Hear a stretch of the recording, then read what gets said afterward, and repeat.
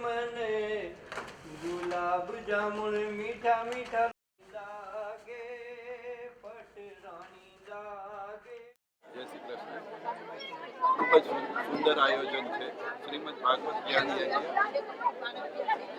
ખૂબ જ આનંદ આવે છે. બધા વૈષ્ણવજન આપણે ભેગા મળીને ખૂબ જ આનંદ કરીએ છીએ.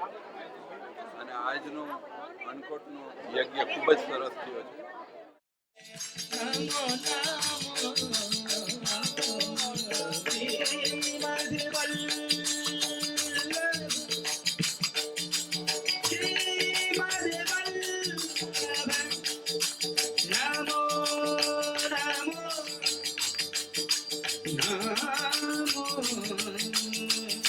Namo